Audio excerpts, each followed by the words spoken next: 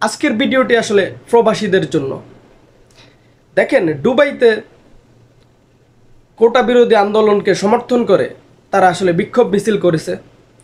সেই বিক্ষোভ মিছিল করার কারণে দুবাইতে প্রায় 57 জনকে আসলে বিভিন্ন প্রকারের সাজা দিয়েছে আবুধাবি সরকার। সেখানে দেখেন তিনজনের যাবজ্জীবন জেল হয়েছে।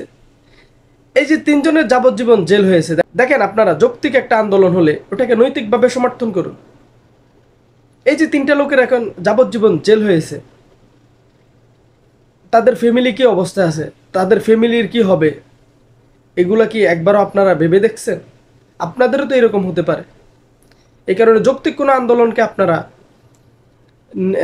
নৈতিকভাবে আপনারা সমর্থন করুন, এভাবে আন্দোলন করবেন না। আরবের অনেক দেশ এগুলা রাজতান্ত্রিক দেশ, এখানে মিছিল মিটিং এগুলা সম্পূর্ণভাবে নিষিদ্ধ। এটা করবেন না। ভিডিওটি আসলে ছড়িয়ে দিন, শেয়ার করে দিন, যাতে আসলে সকল প্রবাসী দেখতে পারে। ধন্যবাদ সবাইকে।